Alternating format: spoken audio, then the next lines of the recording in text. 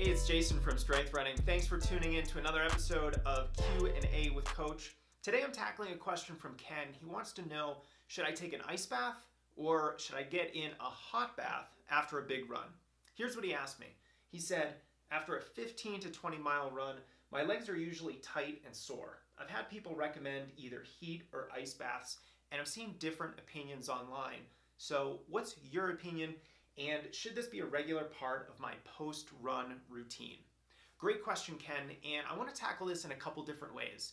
First, let's talk about the fact that a 15 to 20 mile run should make your legs a little sore and a little tight. That's part of the normal training process. And if you're not experiencing fatigue, if you're not experiencing any kind of soreness, then your training probably isn't challenging enough and you're not going to adapt to it. You're not going to get stronger, get faster, gain more endurance. So part of what you're experiencing is very normal, and I don't want you to freak out about that. So the next part of this question that you have to think about is, which one should I do? Should I take that ice bath or should I run a hot bath and do that after a big run? Now, no matter if it's a long run or a hard workout, you have to understand what these two recovery methods actually do to your body. Heat is something that is going to open up blood flow and capillaries, and it's really good at preparing your body for exercise. That's why, if you've ever been on a sports team and you go to the athletic trainer with something that's a little sore or hurts before practice, they're very frequently going to give you a hot wrap or have you dunk your feet in a hot tank of water. That's because it just helps you get warmed up. Part of a warm-up process is to literally warm yourself up, and that hot bath is part of the process. Now, an ice bath, on the other hand, does completely the opposite. It restricts blood flow, and part of that is a good thing. If you are injured or you have some sort of injury that has a lot of swelling, so maybe some tendonitis, then some ice is going to be a really good recovery and treatment method for you. Because it's going to restrict blood flow, it's going to reduce inflammation and swelling.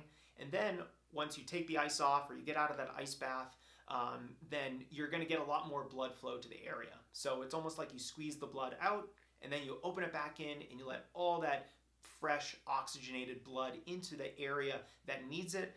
And that really helps that recovery process along. So with that said, which one do you think you should do? Well, I think it does depend, and there's certainly times when you want to get in a hot bath after a run. Let's say you're getting ready for a hot race. You know the weather's going to be warm, the temperature's going to be high, but you're unable to run in the heat. Well, if you can't acclimatize to the heat that way, a really good way of doing that is by taking a hot bath or getting in a jacuzzi or hot tub, something similar to that after a run. And that's going to really prompt your body to go through that adaptation process to heat. Now, I'm more favorable to ice after a run than heat because it really helps the recovery process in a more efficient way. Now, with that said, I don't think an ice bath is actually very effective at all. I think it's slightly more effective than a hot bath, but I wouldn't have you do an ice bath after every single run. And even after every single long run or every workout that you do.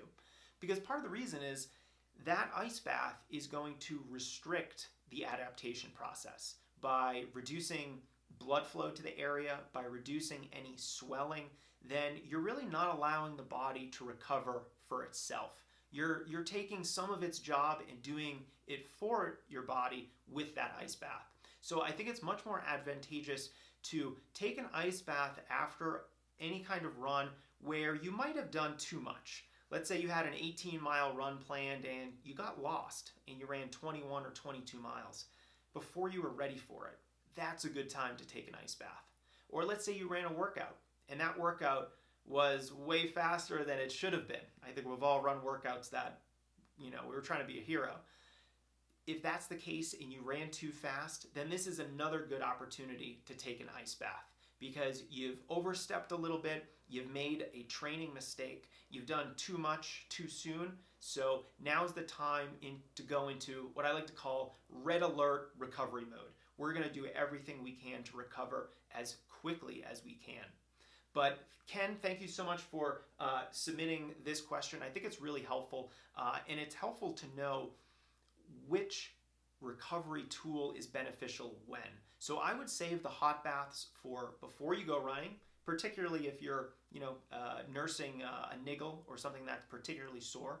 But save the ice baths for after your run, and certainly not every day, even not after every long run or workout. Let's save that for when you're a little bit too sore, you might have bit off a little bit more than you can chew, and you're in a situation where you need to recover even more than normal.